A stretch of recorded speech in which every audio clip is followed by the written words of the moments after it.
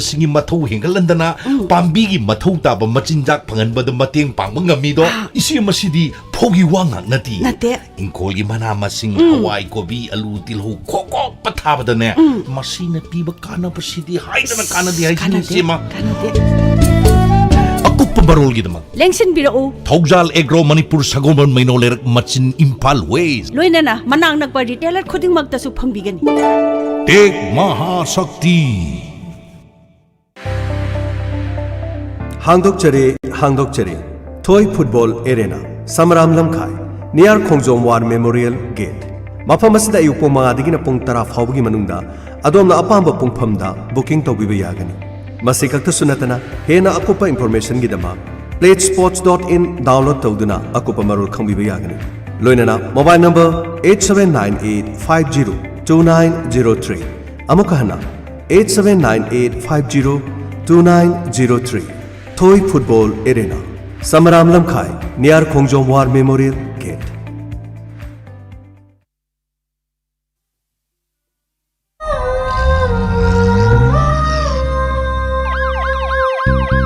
Lakle Inspector Tayai Ahan wamakta the Inspector Tayai tabiri busugu James Haiguzama taram nok chubuga loinana ikok nona khurumja ngasi chu puduna laksari Inspector Tayai chamri gani futare chuba tangka sandok sari bathoromasi wakalna sagachaba wari paring amani hauji hingiba amadi lekhidreba kana gumba amataga mari lene zidi thoromasi tabiro matungda domna kana gumba mari lene haina haibirak nabadi madugi daite khune lokjoba ngamcha kari no khangdi nang asida otoma thogrini asi manatro thongana changre somme mahaki mayumni haiba chapchana khangledana sidagidi yengbu tareda as itaw par ngasi hayeng dilaman khumjiko ngarang nan phurorga ngasi amuk tor ai khoina ni khangineba mahabudi soktara nadana tara leini adu moiga tinari banupi Aruna khoi Romi khoi thaba khoi na ai khoi ga khana chaina ba lai khibane na police ta muktam jaladi ai khoi awa ba dum tarui drami nang adu gi dam kai suwar khoi ga kana call muk to bu police ti loin ha lakan ai wai ai khoi na ma bu phu bu chai ba to ba ai khoi na ne na number tha dong na thi ma gi mung manung da lei ba machanapi ma gi mama attack khana tokse aduga Maki matamoi kainsi Masada purga chairaga suru nei bidu nati Mabu emotionally tamoi do Tugai gadab Tudek gadab Tapan gadab Nik lawalaga ai khoi da pigi ba chaina mayam adugi Achou wa shaira kado Ma masana phangja bosh Madu khakta tamoi ase pen gadab Mana ai khoi gi tamoi ba shon ki ba ai khoi da pigi ba chaina chinga do Liam na matamam Haujikti magi matamam geng matabani dara Law chashi law ito law chashi karthuna chashi law as raju nang no wa suka ngangdi karino dum napchanna dana lai kamai napchanna roideno jin chi chuba chi par se thar ka si manung nu sani ya laga shagai ga lerga kari wa ngang haino loi si loi shagai de kari wa ngang haino nakoi di Nabuk na kwang na kau gibi na pay. Ay, chin na sida ni ne. Yung ano siya? Siya pot ni siya. Siya kaya ano siya pot ni siya. Ay, yung mga siya taga doon ba ka siya? Ay, marup jiba na hadis. Emotionally ma. Tumoy manong dagi. What ka dapat? Law, jasi law. Toro, gari toro. Jasi law.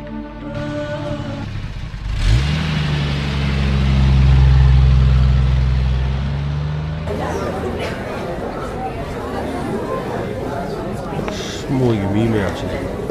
loina mayum chida lai ramjan election gi ba mi mayum chida ba sumna taw lai shi thok ni masa gi mayum da thabak shuduna lai gi dile mi gi mayum chida sanai yu ne da sa ga bi thak da gi kin dra lai gi bi achi sina di kadai di le bak chok sina ni असुमन मीगी पैसा Changan पैसा तिंगन तारदी हयें लेबाक करी मसाना ता आई और सु तब ता लईबु बुगे कराय लिसा सोन नबदो चंचल थे दाव सोन हेक्ता चंथम बिरो यानी यानी सो काजिना खरा मी लांगरोय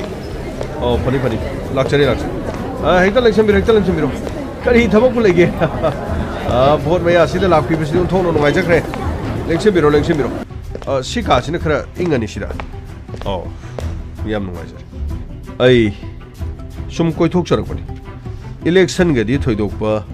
मरी लेने जबदी नचदि करिसु कायदि अखोई इताउन ngasi उइरबगी तुंग मफम मसि चंगबिरपसि थोक नंगाय जखरे अदुंगाई कॉलेज की मतम तो थेंगनखिबा अदुगा मदुदगी मागी लंबी अममम दो चनखिबदगी उनखिद्रे हाइजरिबा ngasi लेंसन बिरकपा वोट का मरी लेना दे सो तापिरे अइबु करी तौजौगे दुगा करी अवाद पा मेखचौगे थोइदोकपा करिसु लेबु वादि नते अदोंगी इयाम्बा बोबोनगी मचानुपा करी तौरबा जीवन होय जीवन माक लेरगदी महाक वारी मत साबसु पा अदुगा अइगी चानुपी अरुणा जीवन ग मखोय कॉलेज त पुन्ना तमिना बोरमा अदुबो आइनु जबदा अइगी चानुपी दुना लंबी द ऑटो तोंगगा लापदा जीवन मियोय खरा तौरगै चानुपी द थलगा महान उसे थोइदब करी नु खरा तौहे मदु कक्तो सुनते आइने नुमिदांग ममागा वारी सानानमदा कॉलेज त सोयाम महा लंबी द थलगा कियन खंगनबगी थबकसी याम तथना सथै है मा कयामुग यामनो फावबनो मा कयामुग यामनो मगुल लेबिनो निंगोन पोई हाइदने खोइबु सि थोइदबदिया अदुगा इताउनो खंगिदन लारिक तमिंगै मतमदगी हौरगा छात्र की लुचिंग संस्थान के आगा लोइनना छात्र की एजुकेटिव टीम द याउदना चौखत थौरांग महिरोय सिंगी अमदी सोथरब खुनाय सिगिदमक ममांग थादुना लाखिबा जेल दसु छात्र कयाबु फजन पुनसिनबगी थबकतसु याउदुना लाके अमरोम दै ताव कोइना पॉलिटिक्स संखिबगी वा अखोइना थबक अमदा तहौरबसु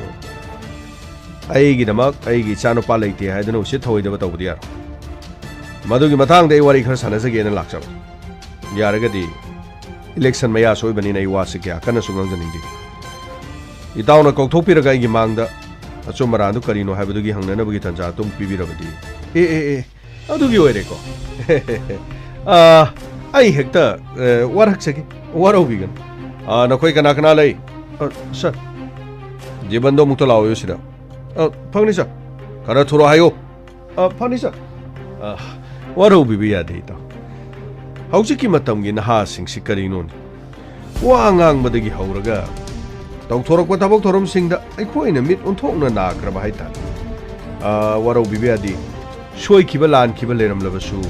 खरा येंथोक येंसिन तौनबा हाइबदो अदुबु मतुंगदा अमोना तौदनबा वारक वातेमगी तंजा दुदी सोइदना पिबि करिसु काइबा लेति दा महांगना अमुगना मतुंगदा तौरो हाइबदा इन साउदबा करिसु लेति अदुबु इसा मिसा अखोइ मसेन खंगनदबदुना angang sing na madugi thakka kaibu oirangani haina sukha ama oire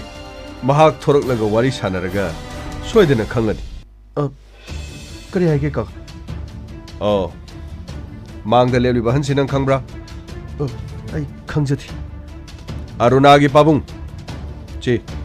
uncle ranjan nangna karino migi aruna na college salakpado to tonga lakpada nangna lambi da thale hai aduga college ता सुनांगना मी खरा पुंसन तासंद्र गुंदा गुंबा करी गुंबा यामना तौई हरिने मी lion खंगना रमाले मचानुपीना अपोकपुदा पाउक तमला माल सिदा लालिबसिनी अदु नाना खंगदबदी मसे आइगा लारिक तमिनरक पाइगी college की मरु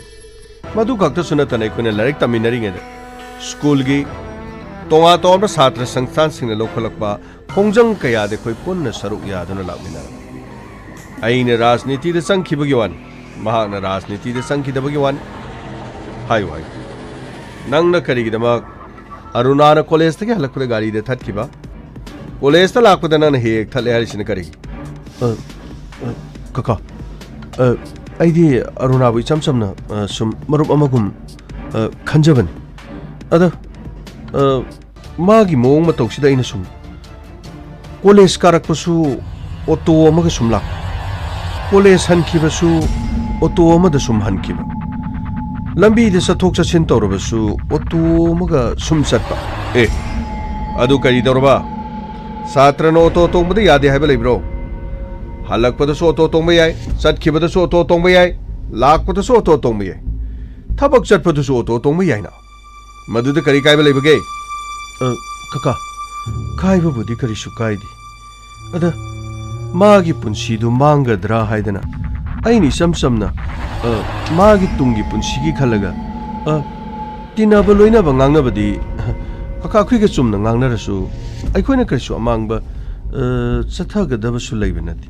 Adubu kaka masak khangdaba auto driver amaga asumaina tawdana chathok chachin sum tawuragadi madu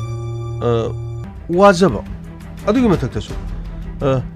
aikoina singnajaba kharasu leiba. Kari singnaba? Kari singnabra hayune? Aigi lagli bitao sigi mamangda nangna hainingbudu satsara hayune? Natrabadine natrabada ai nangwada yamna warugani. Adugane tangai phadrabadi nangna tamlibu college su hongtoga atopo college ama tamanna tabani. Kaka aigi wase hana tabiko. Ayune hayune? Kaka warobi bidiya de konka aigi se khoi kakai mamangda hairena. Ibungo hayo hayo. Aine lali bisa se makara du khangena line. Uncle Aruna si maru mapang wina sum tinabada natana koina yamna lu namadi yam thak wangna yamna khanjaba. Aduga mana tokthorukliba magi leiriba mai status tuga mi ataini haibadi iya yadaba ita tadaba. Samna harabada khoiga wari watai ngahak sabu onsinnadana college tang hak leirasu ai khoidana tathi taoibi mong torga auto driver du lakpa kisu auto driver chap manab hankiba kisu chap manab nongalaga lakpa da su auto du driver da sumjin chindaba aduga lambi de koiba chatpa khotpa gi haigadra college tagi hankhraga su lambi lamkhang de hek leptana wari watai tawgi mong ama tawsida soi khidra khudong thiba thokkadraina mabung ama oina khara yengsin jaboi kariboi khara he ngang saktana tawjaruban hangbi magi khudang da ina pairuba nati aduga mangonda ina katu karan wahi haijaluba nati magi phone de hekte yengbiu aigi number yaubra haidan thoidokpa aina mangonda karan takiba mana nungai taba tawkibadi uncle aidi leidi leijakiti aduba uncle ta sengna hairabada aina magi nang to wajabadi auto driver mabu thindok tinjin tawribaduga mari leinaramgadra haibagi chingnaba leijabadagi khara sum khana chaina banka uncle waro bibeyadi magi phone du check tobiragadi auto driver dugi number do madu mag hekte yarongani uncle ai khoi gi haptrabasu auto driver do madu gi soidana yarongani wari sana batarabani ne uncle kari nangna haribo ase landi landre ko uncle akhoi kokagi su tinarak pane na hai aina uncle da kari gi oidaba ngangjadoina uncle haribo wafam sida kari gumba lalamba tarde uncle aibu akhoi uncle haidrasu mafam sida lakpiraga aibu uncle na ikhut chana hekta warakpiu aigi di karisu lanba karisu leijade uncle ai tau aigi sanu kwaziban harisi landi lalam gadobu mandre hoi hojik matamgi angang moi guru jurup chapi khotpi dudi tawi haibabu aigi sa sisu kaya phattaba ngang dinati ngasi phawbada aina nungai taba duga aina pamdaba thabak amadi tawi haibata aigi kendra da leiriba mising nongar madagi numit taba phaw election mayagi tawbiri du uredar me lehoriba sumang sangoida lehoriba singasi araiba matanati haijariba mana maning thungaktrabadi ngasi aigi de sarami haibe wan hayeng nongalagadi amagi damu ngarin chaba chalu doriba ai khoidagi selok thokpa sa thokpa amadagi selok thokpa sa thokpa tawriba siguma miyama se nongalmadagi numit taba phawbada aigi sasing asina senaduna leiriban itaw no pendragadi habiu ai sasi khut chana waraksaki kari kari habini to ai yazare aduga jiban uncle bo warogan ai sho wafam sing asi tabanina madugi aseng karino khangela pare matam punumakta aigi chanupi aruna nangi se hek pomina ba nangi na sanupi ni haina khangadabani mo aduga mamangda ina ukiba madugi phibamado matungda mo na udana bonasi aisa na batauki phani uncle adudi uncle aikoi leijau ki chalo chalo chalo mi mayam la iba sing se mathang mathang mathang kari kari no wong na mayam pe na ba tawruso khajik tang hek wat kibada kaude yengde taude adu taude haidana hek to waro ga dori bani ayeng no wan meta dine ai na ajari basin ai gi ne leiram ba sing asi atopagi yum da su adum gamna nungari to adu election gi sumai pa poi biu aduga afaba yai phaba adudi ai mo yokina na ba taw pare pare adudi ai swai da sum lei jahurge ko ai maya mang se muk thokpadu farak tarani pare pare taw ai sasaruki ai jiban taribra kaka wahigela yum da mi la halaga asumna nakhoi gi nathakta nakhoi na tawba thabak ki matang mi na wangang nan aibo phatte haigan tawri ba thabak si khajikta de izat mangadore khajikta da mai pakadore election haibase yamna lukhrab yamna thina lukhraba kutniti haitraba rajniti haitraba election haibase sel paibanga sak phajabanga aduga tawbanga mangak na yamna ti pomnama ariemba haibudu tagadori bani go sectiono matungda sigumba wafam se aingonda tahalakano matung tahalabadi aibu phatte haigano ko phani kaka chalo chalo chalo mayam kari kari awara palegi yongo chalo aduga ai committee gi mile besingdo manungda thajalo phani kaka ngare sai tawai ba vote ki bo krino krino jiksi am hainari ne mapaduna krino atopa dol gi oiba jani macaduna atopa dol gi am oiba jani ga adugi mapa ga masa ga sum nakan nakan de gena khada sak sara sara machin tenga tholok ko jani asum na tholok pudu mapa na mo makhoi gi party du gi yenga ga gap sapta handak ti akhoi na kare handak ti akhoi na kare haiba jani madu de macha no pa du na mo thoraga pabung gido kriso ka banga moida hantak ti pabung khoina konga da boirangani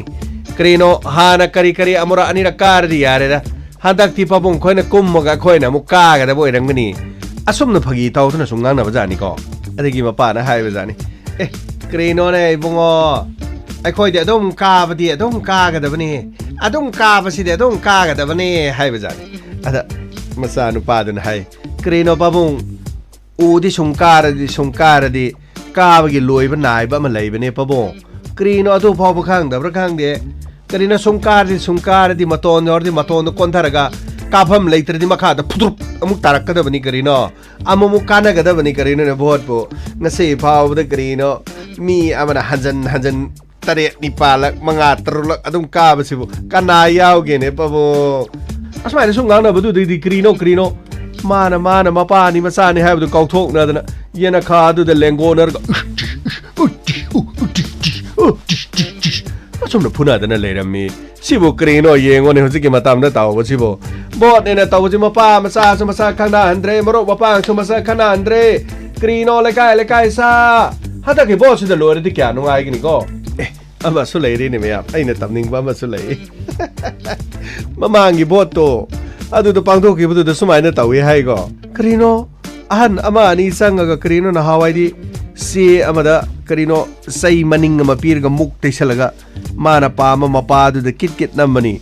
hausi ki matam di krino EVM du da krino number 1 number 2 number 3 do preng lai budu ala man sing di makoi di mama na pok pu uzabana te do mobile number so hai banate ada krino मखुद सम्मगा मखोइगी मनुंगदा लेबा vote के मीदो अदुना मनुंगदा पुसनबीबा जानिदा माना पुसनबीरगा माना पामा मपादुदा कीतना नंबीबा जानिदा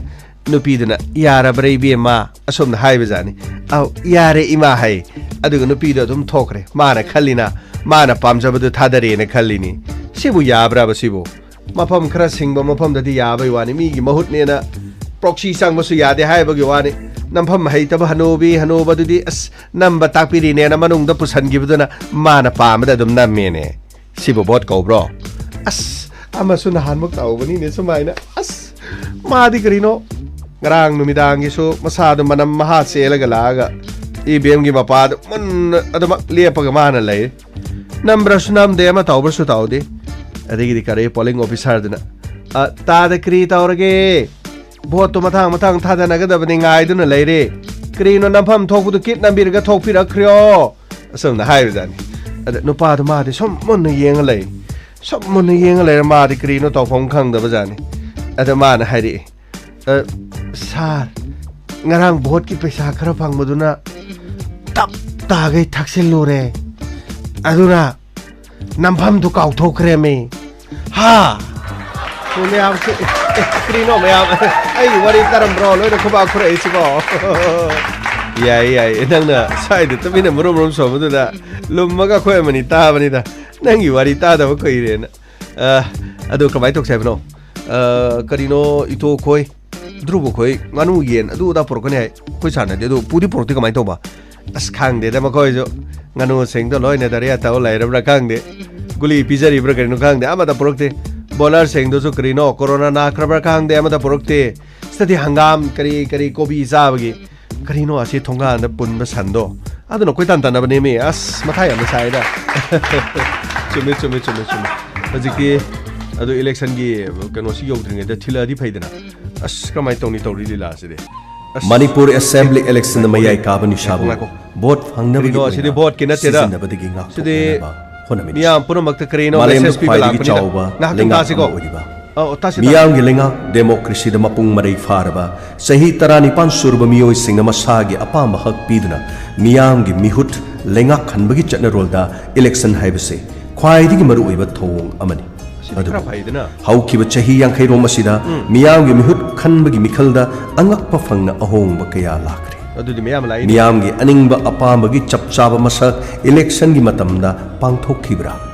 wafam asi miyamna ikhang khangnaraba wafam miyam gi hakpu paisana pangalna shaktina amadi makhal kaya gi pambai sijanaduna candidate singna vote kana na honabagi mahina ngasidi miyam gi mihutni miyamna khanjabani haiduna tahallaga vote phangkhrab matungda dictator gi song lorukpa aikhoi khuding magna thengnaraba khangnaraba wafung gaktani haujikti mikhal haibase shakti munabagi pangal fatta loksing sijanaduna aki akhang thohnanabagi kham thengba masak uthokpa amadi madugumba kaya gi thong oiduna lakli election haibase festival of democracy haineri si chap chab masak oina uthorukpadadi festival of crime masi haibaga chap manari aikoi sahini fu yankhairom di thoklibe election asigi masak asi shel amadi sakti gi crime na pik thanba thongna madugi mathakta pumtop topa masak ama oina chongthorakle bahot ki matam lakpada paisa phangnanabagi chaba thakpa phanghongnabagi achouba khudong chaba ama lakpa oina miyamna longna inkhalakliba naha kayana makhal kayagi mayai kaba nisa yu khaini zarda ganja guli amadi number 4 na chingba kaya lemna pijaduna nisagi ipakta luphanduna makhoibu asiguma lang asida thuhanduna makhoida chingsinna honari madugi mahina khana chainaba mihat mipum kaya election gi matamda masing thingamdana kaya thokre kaya amasu thorok payari tungda kaya amasu tholaki gani election gi matam masida nisha yonba nisha chaba madi nisha da laichuba edik masing thingamdana hengalakli adum khambibra adom na nainabibra adom gi di shokte adom gi imung yaude aikoi karimata aikoi ga mari leinadi haiduna tuminna leithokibana aikoi gi khunai asi noma gi puthara kadoriba mangthara kadoriba kaithara kadoriba sing asi kana gi mangjabano masing yam khidraba piklaba phurupcha asigi aikoi gi phurupcha ngakta natra असिगुम्बकी culture असिना सुमक लेबा तारबदी नोंमदी आइगी इमुंगदा आइगी ओइरिबा इचा इनाउसिंगदा यावरक लोइदोबुगी मरम करी लेरिबके यामना थिना चुमेको हौखिबगी मिखलदा ओइखिबा मसकसिंग नैनरबदी इशूदा लमदम मसिदा vote पीबगी वाफम लेते चाबा थकपदा पैसा हेना फंगबदी युमफम ओइरगा vote पीबगी chown mummy अमखक्ति तारे लाली खंगना खंगना मियामना वाफम मसि खंगलबसु अरानबा अदुदा मियाम पुनमकना चटपगी mummy तारे थमोई सेंगना कनागुम खरना मदुगी नियमदा चचब ओइरबसु अयामबनदी हाइरिब सेल अमदी पिजत पिथक तौबदा अदुमक चटली हाइबसिदी इयानरबा कक्प याद्रब वाफमनि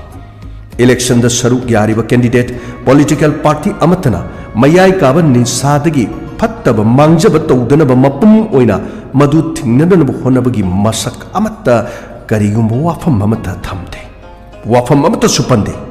इलेक्शन की मैनिफेस्टो द करम पार्टी की यामना मरु ओइबो वाफम कया निसाग मरी लेना पुथोकते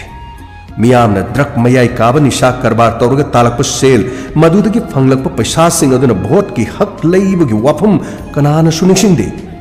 मचा मसू सिंग निशागी इपाक लंगथरगा खोंगट की सेंफम अफब सादना मखोई की भोट की हक लेरिबनी हाइदना खंथनरुदे खलुदे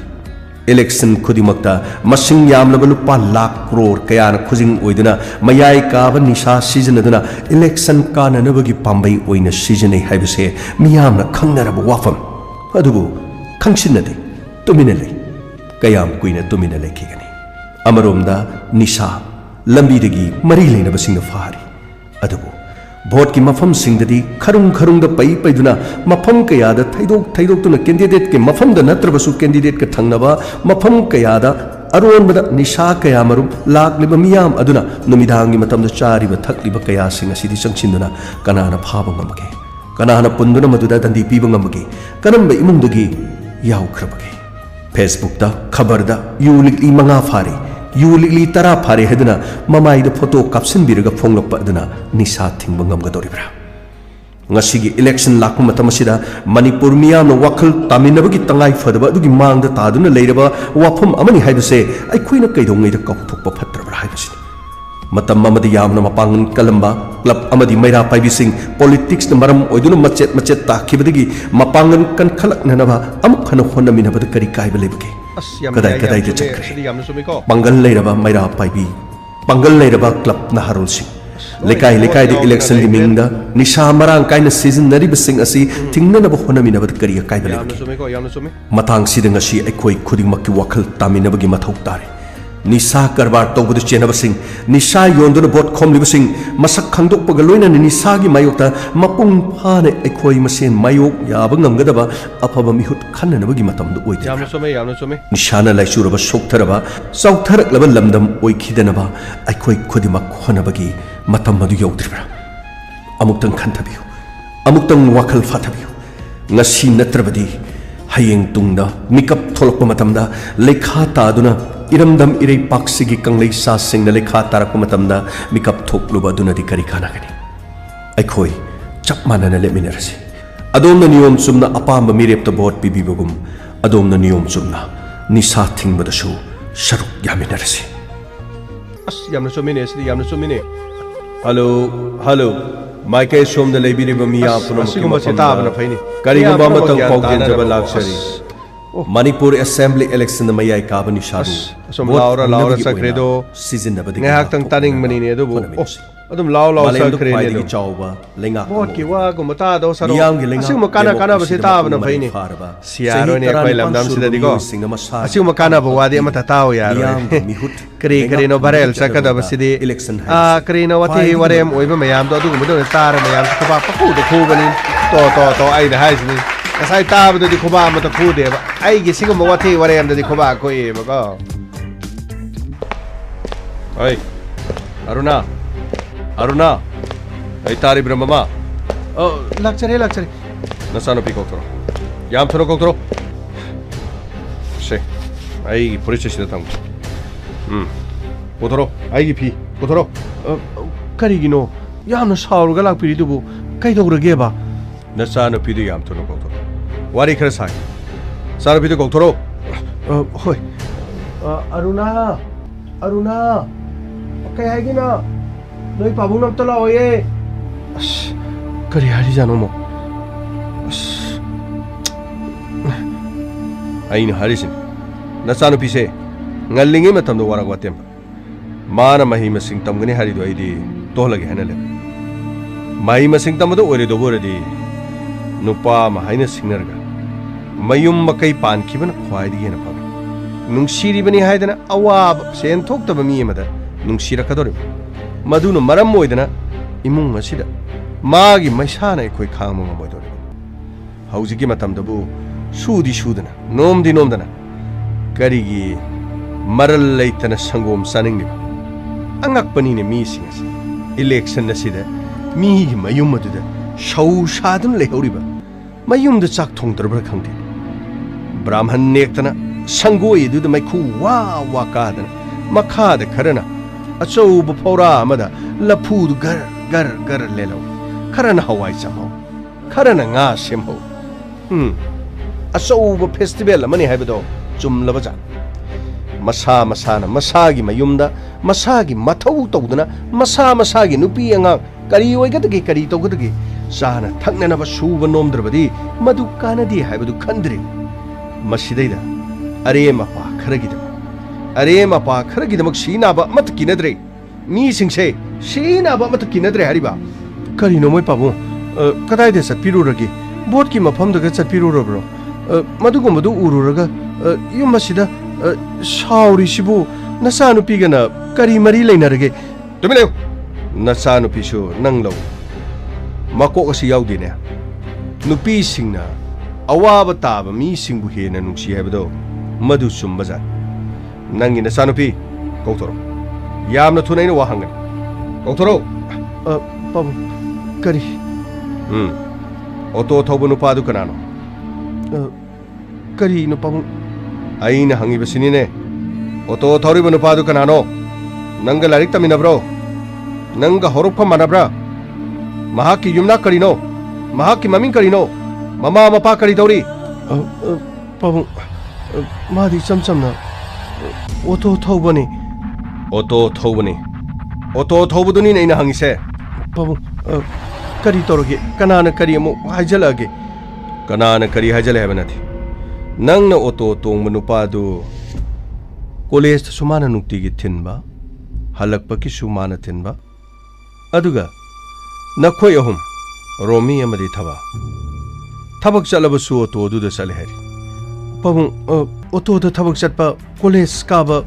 masibu yade hairo pabu ai nachindu khungnu ne nangu aina phaning badagi ngali bane habse nang khangdra male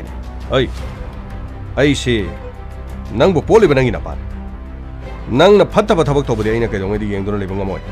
aduga aigi mayok to sule gaina khangana aigi mayok to lege na khalabadi ingonda gi hena phattaba kana sulaira nangbu aigi sawina phangjaba aina semning mo mongda afaba mi mo oina nabagi damak semba aigi thawdang lukhak komda lukhakta phatta hawti dana bu kun tokada banati mama mapa na ngang ni ba sairi ba madu do onkhatra khumba ma sahiba do aingo do rakana hayo auto driver du nanga kani mari leni pamu kari gino nana iya iya toy dibo auto driver aduga nanga kari mari leni kari su mari leni thi ma do khoina sum phone da pau phauna bada la o haira su phadik ta lakba aduga ꯑꯩꯈꯣꯏꯕꯨ ꯃꯐꯝ ꯑꯁꯤꯗ ꯌꯨꯝꯗ ꯊꯤꯟꯗꯣꯛ ꯊꯤꯟꯖꯤꯟ ꯆꯠꯄ ꯈꯣꯠꯄ ꯃꯗꯨꯗꯒꯤ ꯅꯨꯄꯥ ꯑꯗꯨꯒ ꯅꯪꯒ ꯆꯠꯃꯤꯟꯅꯩ ꯅꯈꯣꯏ ꯃꯌꯥꯝ ꯄꯨꯟꯅ ꯆꯠꯃꯤꯟꯅꯩꯁꯤꯅꯤ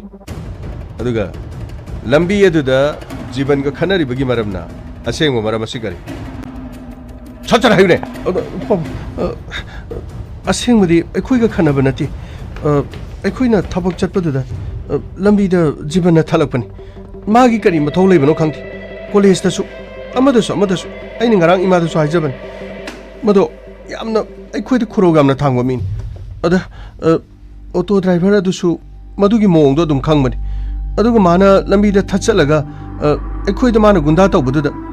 auto driver mi do karisu haijaban nati madi auto da dumak leiban adu mana sida launa koksale aduga karino kainu wa khara haraga auto driver du mana phugena makhuto haigalaga sudarakbani ada auto driver du na pharaga matung manau tawgunu hara makhut leithiaga mamai mamit karino kar khupang thajan khara kauksan khara nesan na moi hum phu chai tawkiban oh isadi college ta chalu harga auto service ta run chat pe yauri boire nangi romi ga thaba ga lakhijan makhoi yauna ni tawri thabak nangna tawri bu phai phatte ga na karim ti get panate nangna bu haire di makhoi di hekta yar ai wai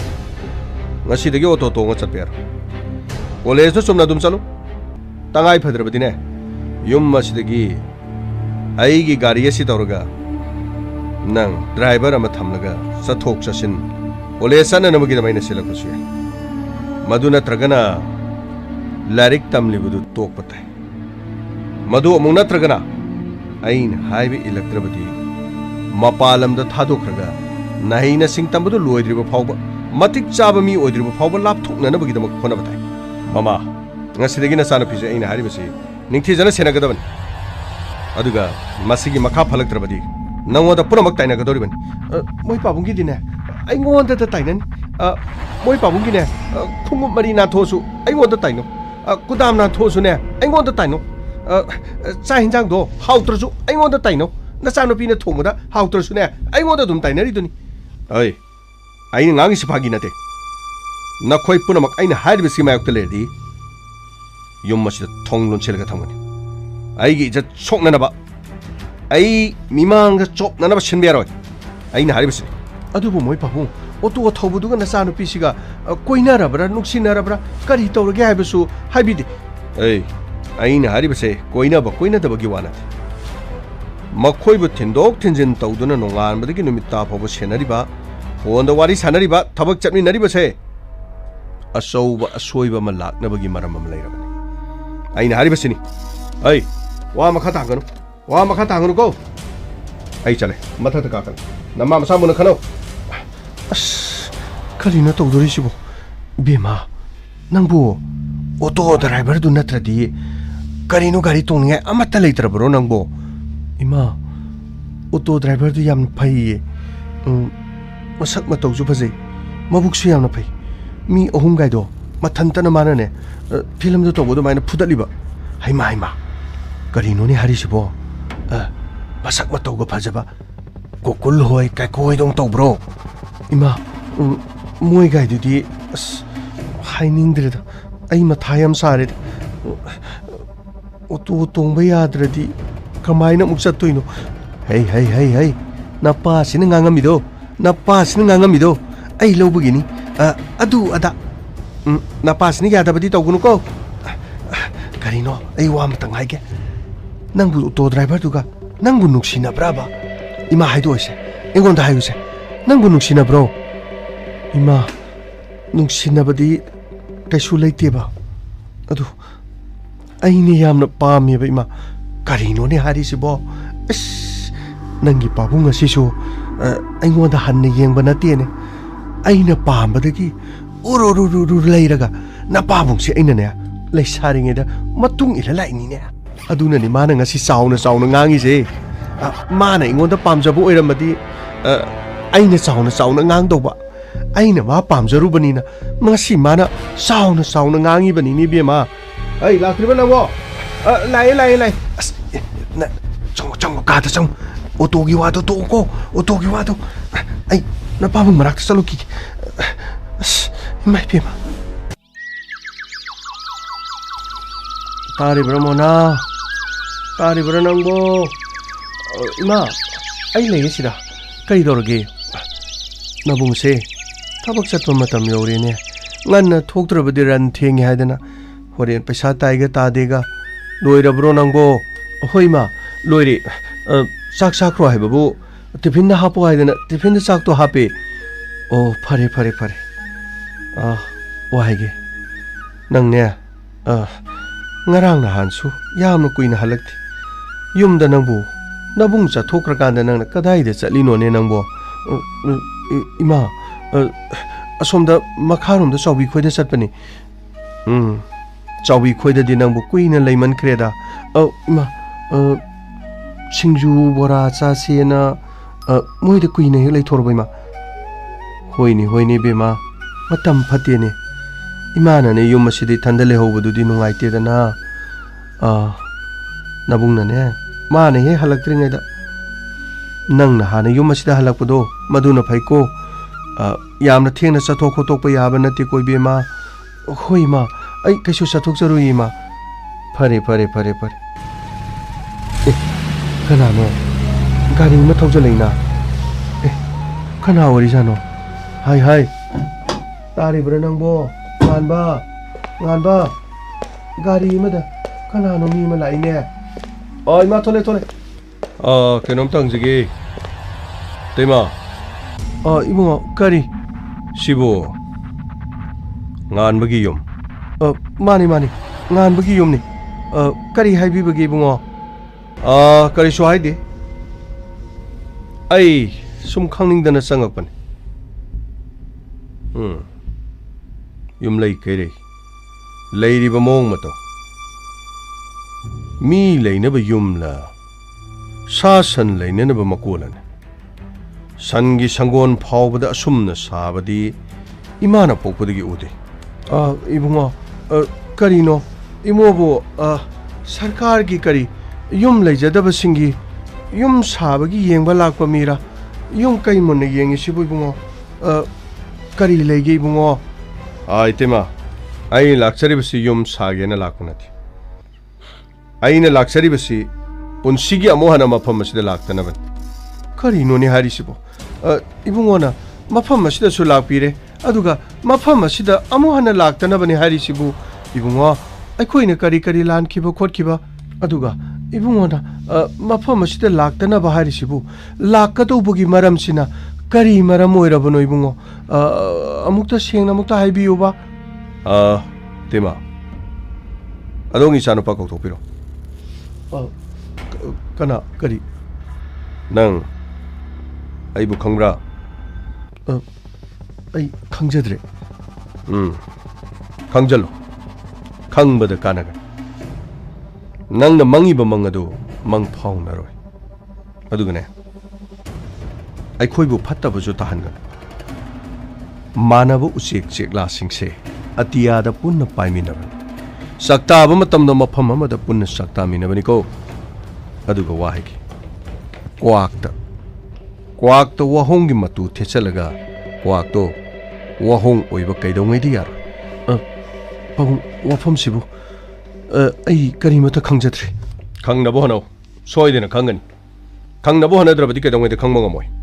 khangna khangsinadaba su sagana auba mina mahelabani hojiki matamda udaba saba aduga udraba singna maduni henmani khara hena ubai changsi pabung nasana lan khiba leraba su karino haibadu tapiu aidi pabung da karigumba mata lan khidribra haina khansi aina pabung bu amukto thena khiba su leitri aduga pabung mi onarabra karino pabung na khalli duga aidi pungau ngaujari nang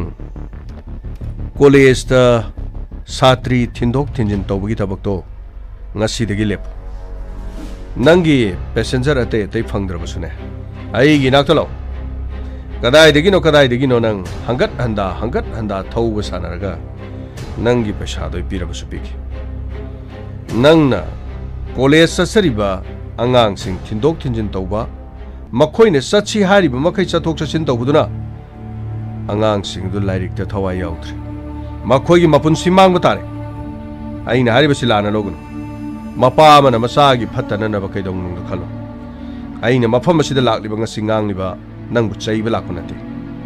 nangbu khanghanba amadi nangna tawgadaba amadi tawroidabado nangna lana tawraklabani na aigi di isa kandaba yade maram asina nongonda wafam asi haiba lakliba pabung adudi aruna romi aduga thaba ado fawbudi nang khangedana makhadi ngotaran nanga iga onsinadana yamna kuino wari sanaba ai pamde aduga nangna kari khali kari pami haibasu ai khangdi adubu aina nongoda haigedaba wafamdi karigumba nangna khalamba taraba natraga nangna karigumba nangi mangla nama sagatcharama taragadi mado napunsida mangphawna bungamloi mangla na du mangphawna dana tokani mang luraga thamoi machet tagadabagi saru mangdo ꯃꯪꯗꯕꯅ ꯐꯩ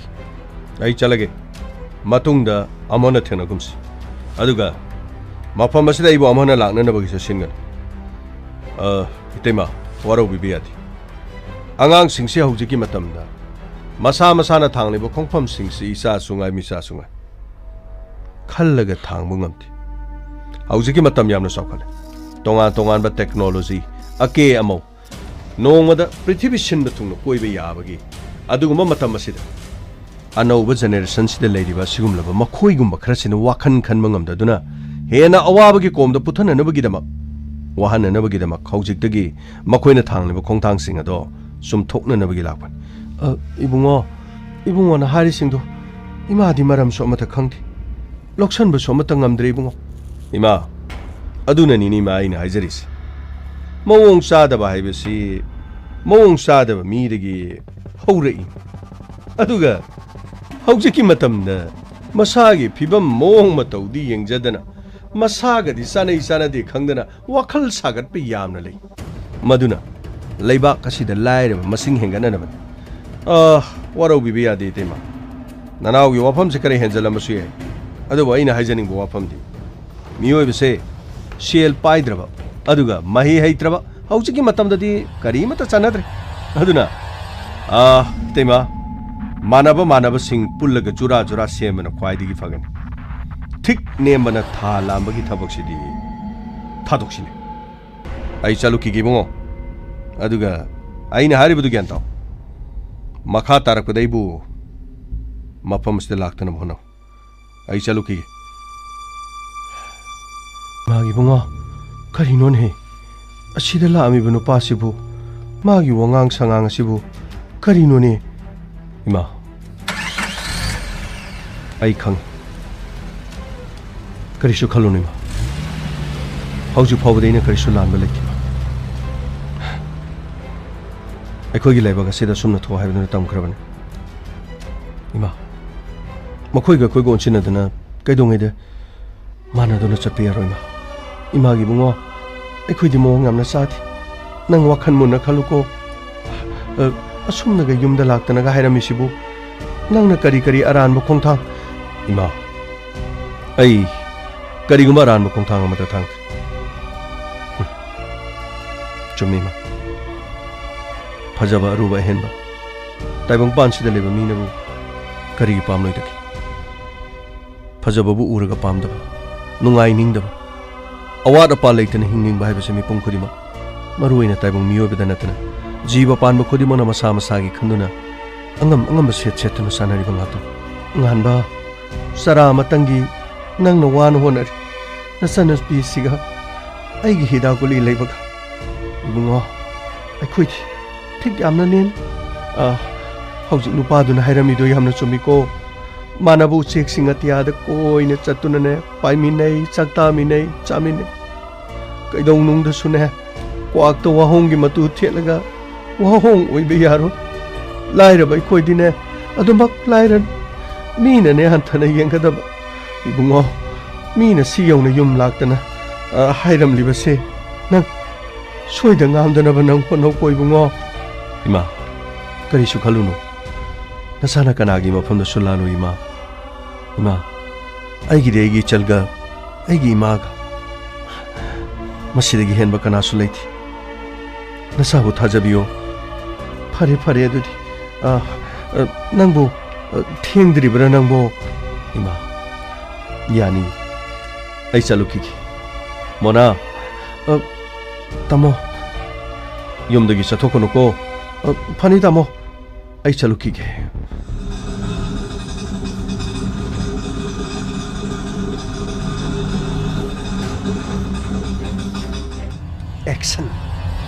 Action!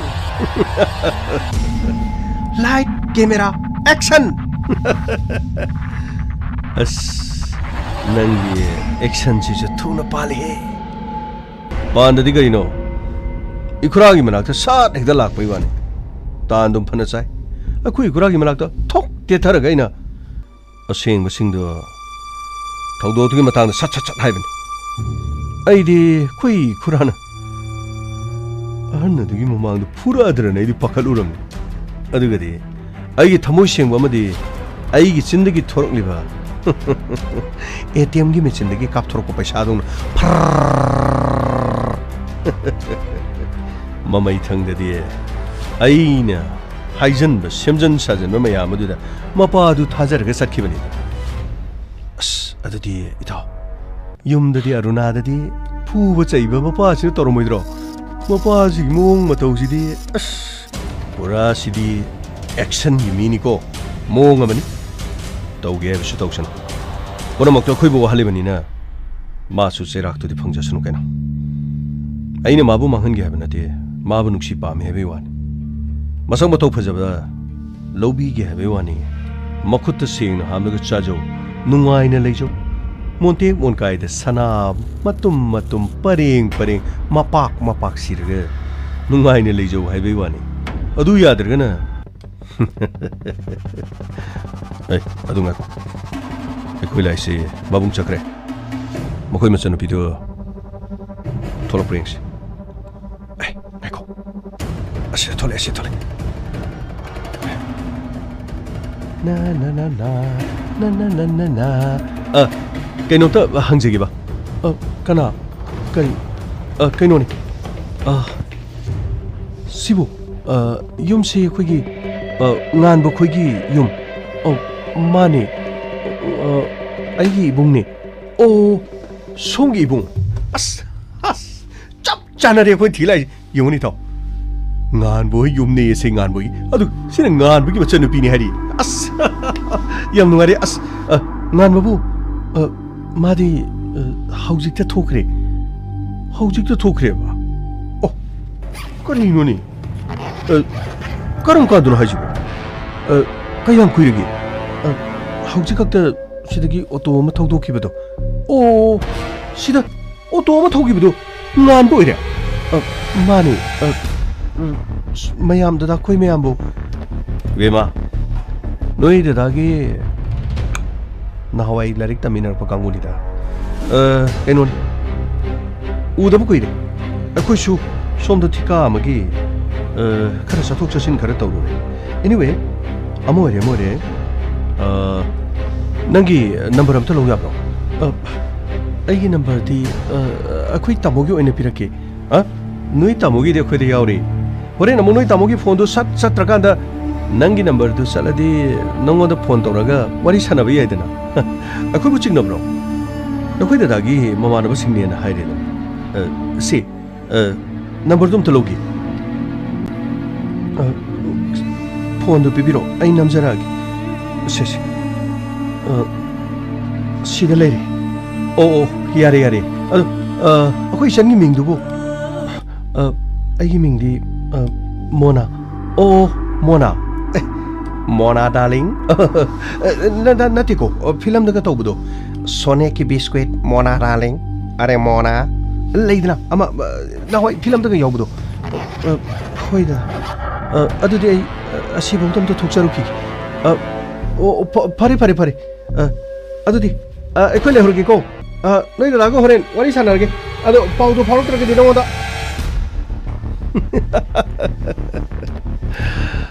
masaksi thot nauradana hik yengmada thamoi da ting lawi angapani ko nupi gi nungsiba nupi gi maitho nupi gi thaba ra chimani gi tholok po wahai muraba samla pomum taraba masagi thiga uruba de ngauroi de bakana lebagi yengone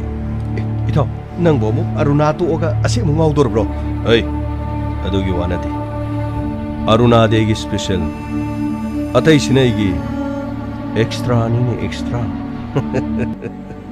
phone number di phangi dana adu hore mabung da mu hairadi mabung da hairasu ai khoi ni haidna sakut pangam dau sinati kari no come on gari thoro mathangi plan chalo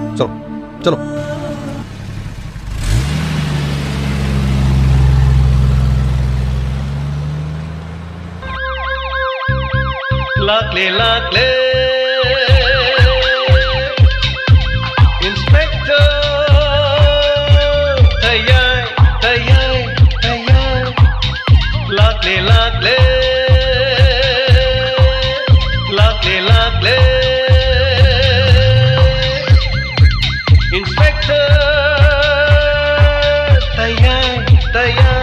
TAYAI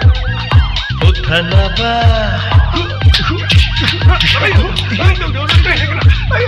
Kanbinaba. Thank you, sir. Welcome. Uthanaba Kanbinaba Inspector. Pima Healthcare Thobal Mela Ground gi ahang ba form kar kaujari form sing adudi front